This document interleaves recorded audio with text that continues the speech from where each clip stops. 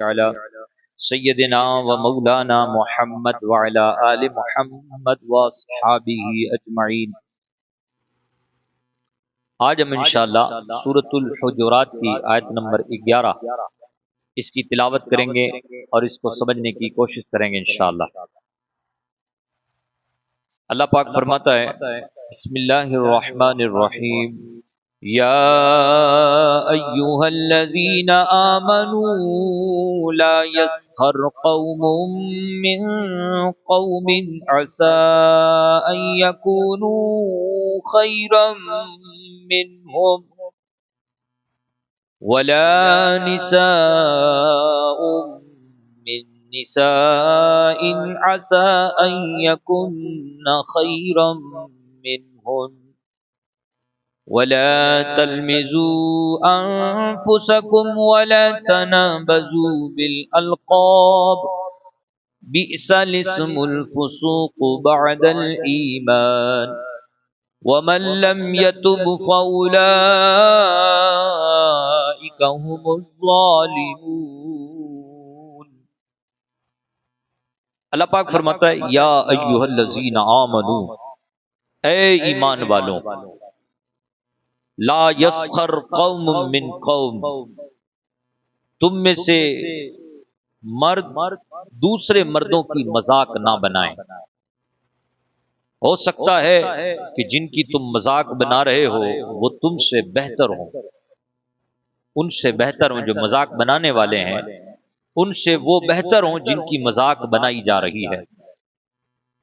اور تم میں عورتیں دوسری عورتوں کی مذاق نہ بنائیں۔ ہو سکتا ہے جو عورتیں جن عورتوں کی مذاق بنا رہی ہے وہ عورتیں ان مذاق بنانے والی عورتوں سے بہتر ہوں۔ وَلَا تَلْمِزُوا أَنفُسَكُمْ، اور تم ایک دوسرے کو تانے نہ مارو آپس میں۔ وَلَا تَنَابَزُوا بِالْأَلْقَابِ، اور ایک دوسرے کے نام برے مت رکھو۔ بئس الاسم الفسوق بعد الایمان، ایمان لانے کے بعد فاسق کہلانا یہ بہت بری بات ہے۔ ومن لم یتب فاولئک هم الظالمون، تو جو توبہ نہیں کرے گا اس کے بعد یہ وہی لوگ ہیں جو ظالم ہیں۔ جو ان حرکات سے توبہ نہیں کرے گا وہ ہی ظالم ہے۔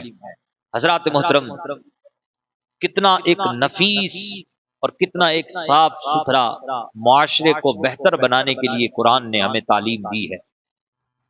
اچھی سوسائٹی وہ ہے کہ جو سوسائٹی ایک دوسرے کی تعاون اور ایک دوسرے کی ہیلپ کرے، ایک دوسرے کا سہیوگ کرے۔ یہاں اسلام نے صرف اور صرف سہیوگ کی بات ہی نہیں کی، بلکہ سہیوگ سے کئی قدم آگے بڑھ کر کے اسلام نے یہ کہا ہے کہ مذاق تک مت بناؤ، مذاق تک ایک دوسرے کا مت بناؤ، کیونکہ اس سے بغض، اس سے نفرتیں، اس سے دل ٹوٹتے ہیں، لوگوں کے اندر دوریاں پیدا ہوتی ہیں۔ یعنی کس قدر اسلام اخوت کا سبق دے رہا ہے اور اسلام نے کس قدر نفیس تعلیم دی ہے۔ حضرت علامہ عبد المصطفیٰ اعظمی رحمۃ اللہ علیہ فرماتے ہیں مذاق بنانا یہ ہے کہ آپ کسی کو اشارے سے یا باتوں سے ایسی کوئی بات کہیں کہ جس سے اس کی دل آزاری ہو، یہ اصل میں مذاق بنانا ہے۔ یا کسی اور چیز سے آپ نے کسی کے بارے میں ایسی کوئی بات کہی کہ جس سے اس کا دل دکھ رہا ہے، تو یہ دل آزاری اور یہ مذاق بنانا حرام ہے۔ ہم تھوڑی سی ڈیٹیل عرض کریں گے آپ کے سامنے، لیکن اس سے پہلے یا ایھا الذین آمنوا لا یسخر قوم من قوم عسى ان يكونوا خیرا منهم، اس کا شان نزول سنیں کہ اللہ نے فرمایا ایمان والو تم میں مرد دوسرے مردوں کی مذاق نہ بنائیں۔ ہو سکتا ہے جو مذاق بنا رہے ہیں وہ کان کھول کے سن لیں کہ جن کی یہ مذاق بنا رہے ہیں وہی ان سے افضل ہوں، ان سے بہتر ہوں، پھر کیا کریں گے؟ اللہ اکبر۔ اس کا شان نزول یہ ہے، حضرت عبداللہ ابن عباس رضی اللہ تعالیٰ عنہ سے روایت ہے، شان نزول کا مطلب ہوتا ہے کہ یہ آیت نازل ہوئی تو کس بیس پہ نازل ہوئی، ایک شان نزول ہے۔ اور شان نزول سے بھی ایک بہترین سا حکم اور بات سمجھ میں آ جاتی ہے شان نزول یہ کہ حضرت عبداللہ ابن عباس رضی اللہ تعالیٰ عنہ سے روایت ہے کہ حضرت ثابت بن قیس بن شماس یہ تھوڑا اونچا سنا کرتے تھے، تو حضور کی بارگاہ میں یہ بالکل آگے آگے آ کر کے بیٹھتے تھے، اونچا سننے کی وجہ سے حضور کے بالکل آگے آگے آ کے بیٹھتے۔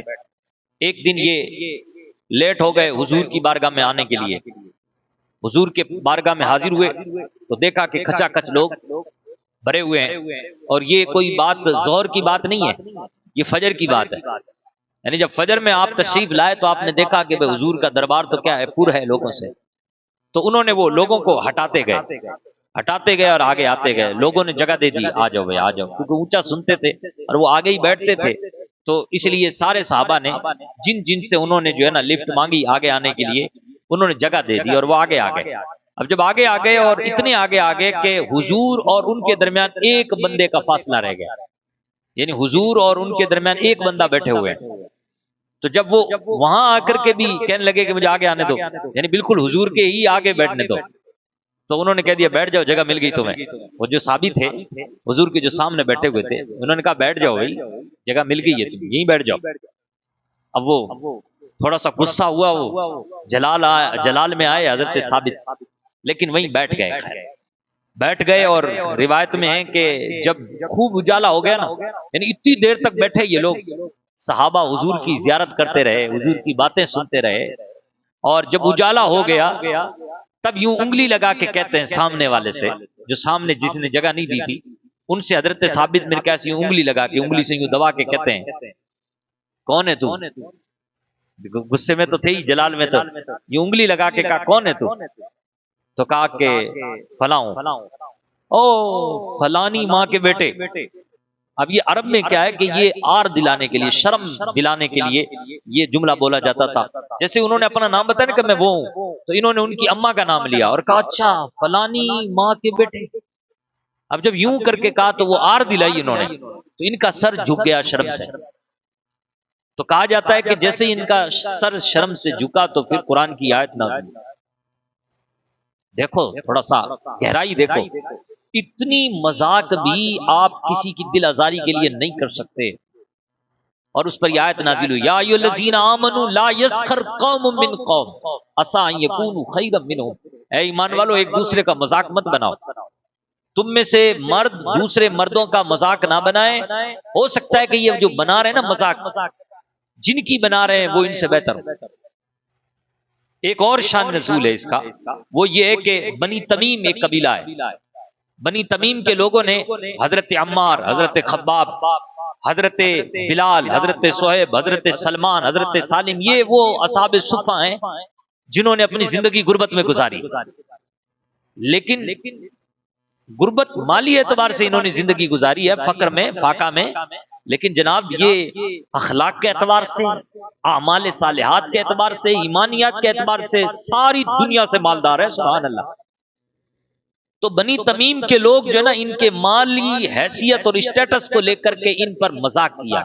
یہ بھی کچھ لوگ ہیں یار کہ یہ لوگ ان کے پاس کچھ بھی نہیں ہے، اور نہ بچھونا، جو کچھ ہے وہ حضور کا دربار ہے، یوں مذاق بنایا۔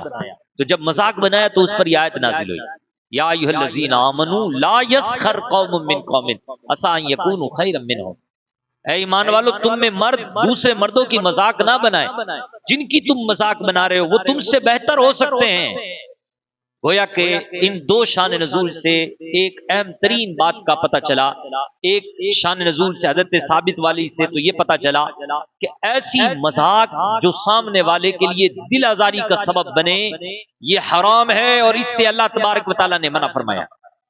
دوسرا یہ کہ آپ توہین اور حقارت کی نظر سے دیکھ رہے ہیں کسی مسلمان کو، اس وجہ سے کہ اس کے پاس مال نہیں ہے، مال کی کمی کی وجہ سے آپ اس کو بندہ نہیں سمجھ رہے، مال کی کمی کی وجہ سے آپ اس کو جو ہے نا معزز ترین نہیں گردان رہے، یہ بھی بہت ہی بری بات ہے۔ اگر ایسا آپ کسی مسلمان کے ساتھ رویہ رکھتے ہیں مال کی وجہ سے، دولت کی وجہ سے، کہ اس کے پاس دولت نہیں ہے اس کی کیا حیثیت ہے، تو یاد رکھیں یہ بھی بڑا ہی خطرناک گناہ ہے۔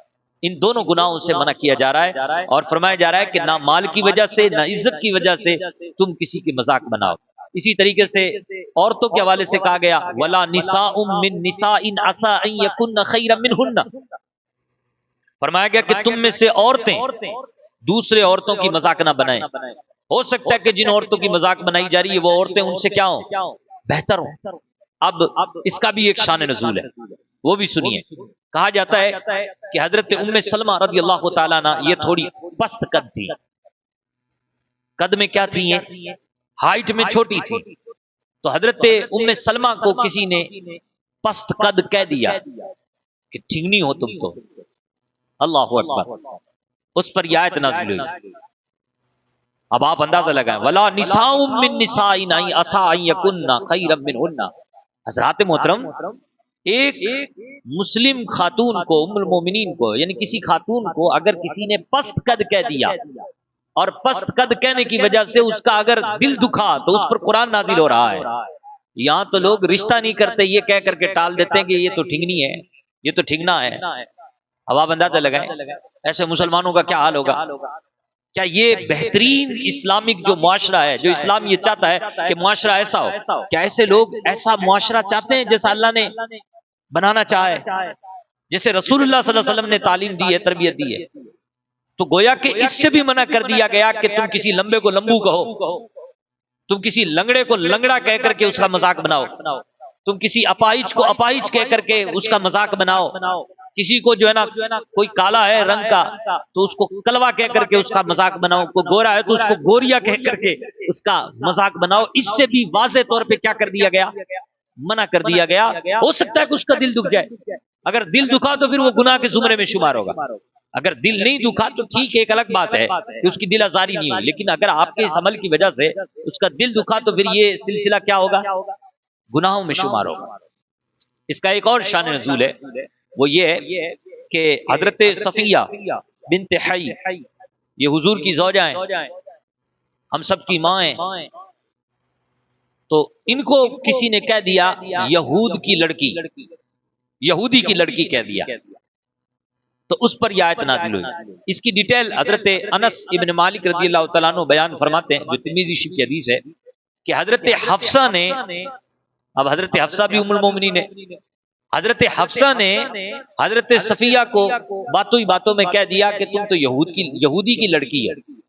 تو حضرت صفیہ رونے لگی اس بات پر، ان کو رنج ہوا، ان کو تکلیف ہوئی، اور حضور نے دیکھ لیا۔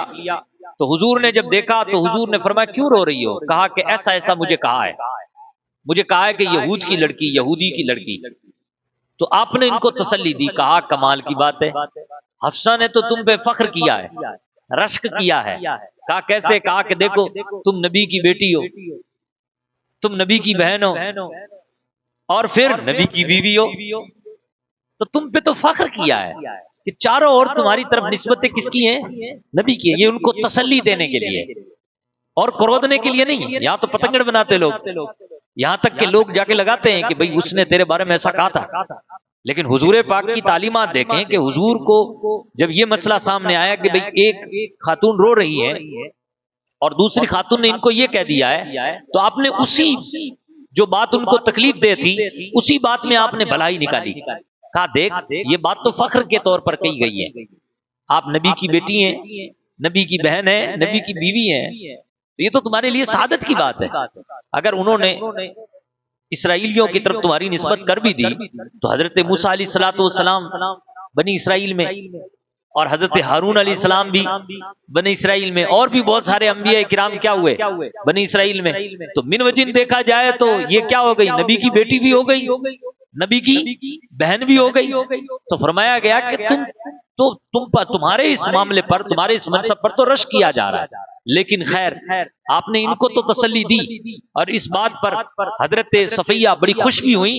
لیکن حضرت حفصہ سے حضور نے فرمایا اللہ سے ڈرو حفصہ، اللہ سے ڈرو حفصہ۔ مطلب یہ ہے کہ کوئی ایسا جملہ مت بولا کرو کہ جس سے کسی کی دل آزاری ہو، اللہ سے ڈرو۔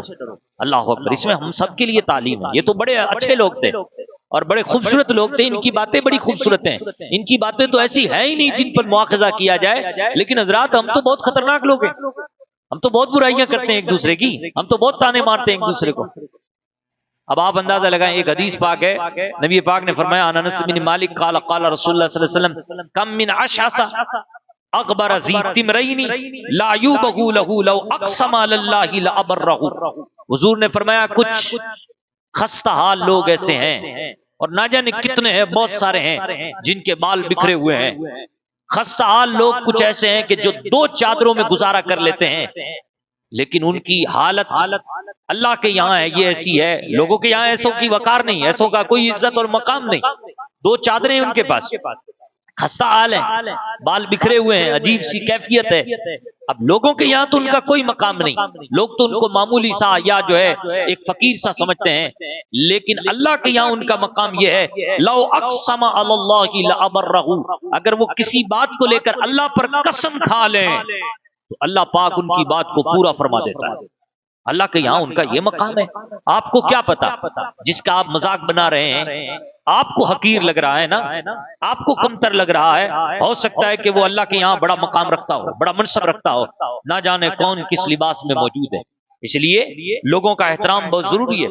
حضرت حسن سے روایت ہے رضی اللہ تعالیٰ عنہ، وہ کہتے ہیں کہ نبی پاک نے ارشاد فرمایا کہ کل نہ قیامت کے دن جنت کا ایک دروازہ کھولا جائے گا اور وہاں سے آواز دی جائے گی، آجا بھائی جنت کا دروازہ تیرے لیے کھلا ہے۔ اور جس کو آواز دی جائے گی نا، یہ وہ ہوگا کہ جس کے لیے دنیا میں، جس نے دنیا میں لوگوں کا مذاق بنایا تھا، لوگوں کے ساتھ مذاقیں ایسے والی مذاق کی تھی کہ جس سے لوگوں کی کیا ہو، دل آزاری ہو، تو اس کو پھر وہ بلایا جائے گا، ہاں بھائی جنت کا دروازہ تیرے لیے کھلا ہے، تو وہ بھاگتا ہوا آئے گا، اوہو میرا پروٹوکول، اب تو میں جنت میں جاؤں گا۔ اب جیسے ہی وہ جنت کے دروازے کے بالکل قریب آئے گا نا، تو فوراً دروازہ بند کر دیا جائے گا۔ اب وہ واپس مایوس ہو کر کے واپس چلا جائے گا، اس کی گردن جھکی ہوگی اور اس کے چہرے پر غمی کے اثرات نمایاں ہوں گے۔ پھر دوسرا جنت کا دروازہ کھولا جائے گا اور اسی کو پکارا جائے گا، او بھائی آجا جنت کا دروازہ تیرے لیے کھلا ہے۔ یہ حضور فرما رہے ہیں۔ پھر وہ آئے گا غمگین سے نڈھال، غموں سے چور، وہ جیسے ہی جنت کے دروازے کے قریب پہنچے گا فرشتہ جنت کا دروازہ بند کر دے گا۔ اس کے ساتھ ایسے کئی بار کیا جائے گا، پھر وہ محروم ہو کر مایوس ہو کر کے وہیں کھڑا رہے گا، فرشتوں کے بلانے پر بھی جنت کی طرف نہیں آئے گا۔ گویا کہ مذاق بنانے کی وجہ سے یہ بندہ جنت سے محروم رہا، اور یہ حضور بیان فرما رہے ہیں۔ اس لیے مذاق ایسی مت کیجئے گا کہ جس سے جناب علی لوگوں کے لیے کیا بنے، باعث تکلیف بنے، باعث اذیت بنے، ایسی مذاق حرام ہے۔ ہاں لیکن یاد رکھیے، ایسی مذاق جو لوگوں کی طبیعت میں خوشی پیدا کر دے، ایسی مذاق جو لوگوں کے مزاج کو اچھا کر دے، ایسی مذاق کرنا یہ سنت بھی ہے، سبحان اللہ۔ یعنی ایسا مذاق کرنا، ایسا مزاح کرنا، ایسی مذاق کرنا کہ جس سے طبیعت حساس ہو جائے، طبیعت میں مزاج اچھا ہو جائے، یہ جو ہے نا بہت اچھا عمل ہے، اور یہ سنت مستحبہ ہے، حضور سے ثابت ہے۔ جیسے کہ مصطفیٰ جان رحمت نے بھی کئی مقامات پر ایسا مزاح کیا ہے اور لوگ بڑے خوش ہوئے ہیں۔ کیا جیسے کہ مثال کے طور پہ ایک خاتون ہے، صحابیہ ہیں، حضرت ام ایمن، یہ حضور کی بارگاہ میں حاضر ہوئی اور عرض کرنے لگی کہ یا رسول اللہ صلی اللہ علیہ وسلم، میرے شوہر آپ کو بلا رہے ہیں۔ تو آپ نے فرمایا اچھا، وہ تیرے شوہر جس کی آنکھوں میں سفیدی ہے، جس کی آنکھوں میں سفیدی ہے۔ اب سفیدی اس کو کہتے ہیں کہ جس کی وہ جو نابینا ہوتا ہے نا، نابینا جو ہوتا ہے نا اس کی آنکھ سفید ہو چکی ہوتی ہے، تو اس لیے عموماً اسی کو کہہ دیا جاتا ہے کہ بھائی جو جن کی آنکھوں سے دکھتا نہیں ان کو کہہ دیا جاتا ہے کہ بھائی اس کی آنکھوں میں کیا ہے، سفیدی ہے۔ تو کہا کہ اچھا وہ جس کی آنکھوں میں سفیدی ہے، تو اب سامنے سے حضرت ام ایمن کہنے لگی یا رسول اللہ، میرے شوہر کی آنکھوں میں سفیدی نہیں ہے۔ مراد انہوں نے وہی لیا کہ بھائی وہ میرے شوہر تو دیکھتے ہیں اچھے خاصے، آنکھیں آ رہے ہیں، بالکل سفید تو نہیں ہے میرے شوہر کی آنکھیں۔ تو آپ نے فرمایا ہاں ہاں تمہارے شوہر کی آنکھوں میں سفیدی ہے۔ پھر وہ کہنے لگی یا رسول اللہ، میرے شوہر کی آنکھوں میں سفیدی نہیں ہے۔ تو اب حضور نے فرمایا ہر بندے کی آنکھوں میں سفیدی ہوتی ہے، اور آپ دیکھ لیں ہمارے آنکھوں میں بھی سفیدی ہے، یہ جو بلیک بلیک گول مول سا ہے اس کے آس پاس کیا ہے، سفیدی ہے۔ تو گویا کہ حضور نے اس سفیدی کے ساتھ ان کے سامنے مزاح کیا، آپ نے مذاق کی تاکہ ان کی طبیعت میں حساسیت پیدا ہو، تو وہ اس عمل کو دیکھ کر بڑی خوش ہوئی۔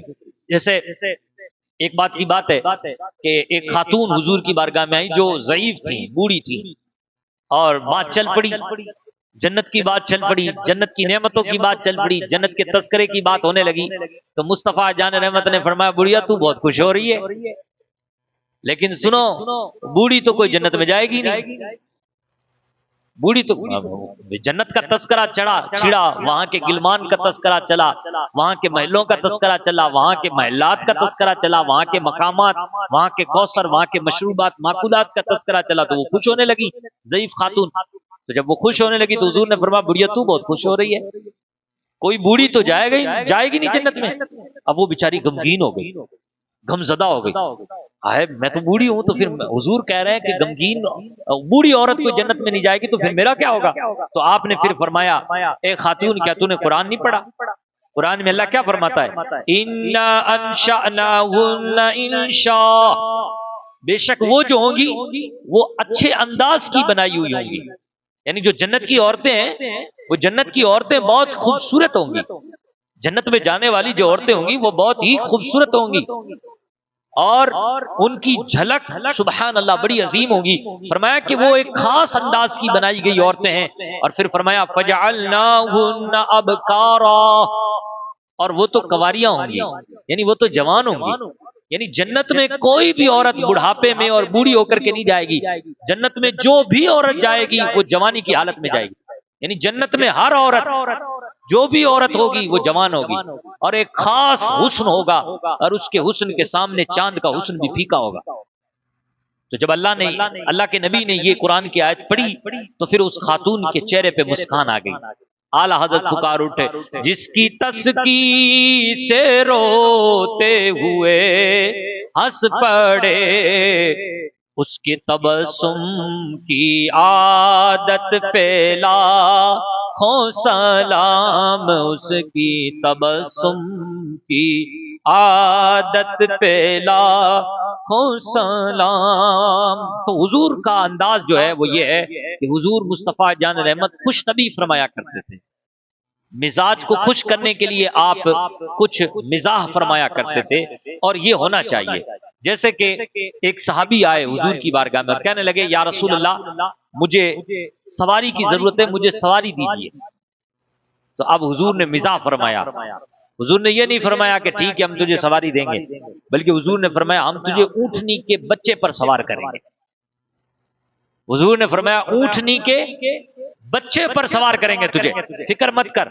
اب وہ سامنے سے وہ جو صحابی تھے وہ کہنے لگے یا رسول اللہ اونٹنی کے بچے کا میں کیا کروں گا، وہ تو سواری کے قابل ہی نہیں ہے، میں اونٹنی کے بچے کا کیا کروں گا؟ تو حضور نے فرمایا میرے جانثار کیا جو اونٹ ہوگا کیا وہ اونٹنی کا بچہ نہیں ہے؟ ہر اونٹ بھی تو اونٹنی کا بچہ ہے۔ تو دیکھیے انداز دیکھیے کتنا پیارا، حضور نے فرمایا ہم تجھے اونٹنی کے بچے پہ سوار کریں گے۔ اس سے صحابی کا دل، جب حضور نے اس کا مطلب بتایا تو ان کا دل جھوم اٹھا۔ یہ ہے تفریح، یہ ہے مزاح، اور یہ سنت مستحبہ بھی ہے۔ اچھی بات ہے کہ آپ تفریح کریں، آپ مزاح کریں، کسی کی طبیعت کو حساس کرنے کے لیے اس طریقے کے معاملات کریں۔ اور اللہ پاک نے فرمایا مذاق سے، ایسی مذاق جو لوگوں کے لیے دل آزاری کا سبب بنے، ایسی مذاق حرام ہے، جہنم میں لے جانے والا عمل ہے۔ اسی طریقے سے اللہ نے فرمایا وَلَا تَلْمِزُوا أَنفُسَكُمْ وَلَا تَنَابَزُوا بِالْأَلْقَابِ، تم آپس میں ایک دوسرے کو تانے مت مارو، آپس میں ایک دوسرے کو تانے مت مارو، اور ایک دوسرے کے برے نام نہ رکھو۔ اللہ نے واضح منع فرمایا بئس الاسم الفسوق بعد الایمان، اور ایمان لانے کے بعد اپنے آپ کو فاسق نام رکھوا لینا یہ بہت بری بات ہے۔ یعنی گویا کہ جو بندہ مومن ہے اور وہ ایک دوسرے کو تانے مارتا ہے، ایک دوسرے کا مذاق بناتا ہے، ایک دوسرے کے برے نام رکھتا ہے۔ ایک دوسرے کے برے نام رکھنے کا مطلب کیا ہے؟ تو کہا جاتا ہے کہ ایک دوسرے کے برے نام رکھنے کا مطلب یہ ہے کہ اگر کسی گنہگار نے توبہ کر لی ہے پھر اس کو اسی گناہ کی طرف نسبت کر کے پکارنا، یہ برا نام رکھنا ہے۔ یعنی کسی معاذ اللہ خدا نہ خواستہ کسی نے زنا کیا، اس نے توبہ کر لی، تو اب آپ اس کو زانی کہیں تو یہ گویا کہ آپ اس کا کیا رکھ رہے ہیں؟ برا نام رکھ رہے ہیں۔ کسی نے ایک زمانے میں شراب پی، اب اس نے توبہ کر لی، اب اگر آپ اس کو شرابی کہہ رہے ہیں تو گویا کہ آپ اس کا برا نام رکھ رہے ہیں۔ تو اس سے منع فرمایا گیا ہے کہ آپ ایسا نہیں کر سکتے، یہ بری بات ہے۔ اور ایک دوسرا مطلب یہ ہے کہ آپ کسی مسلمان کو گدھا کہیں، کتا کہیں، معاذ اللہ جانوروں کے ساتھ تشبیہ دیں، یہ بھی برا نام رکھنا ہے۔ تیسری بات یہ ہے کہ آپ اس کا جو ہے نا جو اچھا نام ہے اس کو یوز نہ کریں، ویسے ہی کوئی برا نام رکھ دیں، جیسے عموماً ہمارے یہاں لوگ رکھتے ہیں کہ وہ لنگڑا یا وہ پیلا، وہ اس طریقے کا جو نام رکھتے ہیں، اس سے منع کی گئی ہے کہ یہ بھی آپ ایک مسلمان کے حوالے سے ایسی بات نہیں کہہ سکتے۔ اور اس کو اللہ نے فسق کہا ہے، فسق اور اعلانیہ فسق کرنے والا یہ بہت بڑا مجرم ہے۔ تو اس کو اللہ نے فرمایا کہ بہت بری بات ہے کہ ایمان لانے کے بعد تم لوگ فسق کر رہے ہو۔ مومن تو وہ ہوتا ہے کہ جو اپنے ایمان کی حفاظت کرتا ہے، اس لیے بہت بری بات ہے۔ اور آگے کی جو بات ہے وہ بہت ہی مطلب کہ ہم سب پر یہ فرض ہے کہ ہم اس پر غور و فکر کریں۔ اللہ نے فرمایا وَمَن لَّمْ يَتُبْ فَأُولَٰئِكَ هُمُ الظَّالِمُونَ۔ دیکھو تم جان تو گئے کہ بھائی مذاق بنانا کتنا خطرناک عمل ہے، جو دل آزاری کا باعث بنے وہ کتنا خطرناک عمل ہے، تم جان گئے۔ تم یہ بھی جان گئے کہ ایک دوسرے کو تانے مارنا یہ بھی فسق ہے، تم یہ بھی جان گئے کہ ایک دوسرے کا برا نام رکھنا یہ بھی کیا ہے، فسق ہے۔ تو پھر ہونا یہ چاہیے کہ اگر تم نے یہ گناہ کیے ہیں تو تم توبہ کر لو۔ کیا کر لو؟ تم توبہ کر لو، سچی پکی توبہ کر لو۔ آج کے بعد ہم مسلمانوں کا مذاق نہیں بنائیں گے، کہیں بھائی انشاءاللہ سارے بولیں آج کے بعد ہم مسلمانوں کا مذاق نہیں بنائیں گے۔ یہ کریں وعدہ کہ آج کے بعد ہم کسی مسلمان کو تانا نہیں دیں گے، آج کے بعد ایک دوسرے کا برا نام نہیں رکھیں گے۔ توبہ کر لیں اگر یہ گناہ کیا ہے، لیکن آگے اللہ نے فرمایا کہ اگر توبہ نہیں کرو گے تو تم ظالم ہو۔ فَأُولَٰئِكَ هُمُ الظَّالِمُونَ۔ ظالم بتاؤ جنہوں نے کئی لاکھ بچوں کا قتل کر دیا وہ کیا ہے؟ ظالم ہے کہ نہیں ہے؟ وہ ظالم ہے، کوئی مسئلہ اس میں؟ وہ ظالم ہے کہ جنہوں نے پورے فلسطین کو تباہ کر دیا وہ ظالم ہے۔ وہ ظالم ہے کہ جنہوں نے بچوں پر بم مارے، وہ ظالم ہے جنہوں نے کئی لوگوں کو بے گھر کر دیا، جنہوں نے تباہی پھیلا رکھی ہے وہ ظالم ہیں۔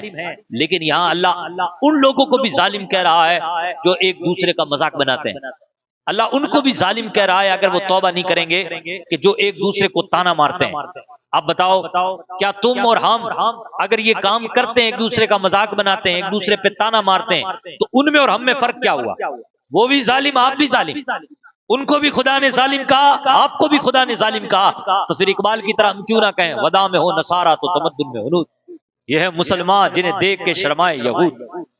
تم تو خود ظالم ہو، پھر کہتے ہو اللہ فلسطین کے لیے خیر کا راستہ نکال دے، ظالموں کو نیست و نابود فرما دے۔ بھائی تو نے بھی یہودیوں والے ظلم کیے ہیں، تو کب توبہ کر رہا ہے؟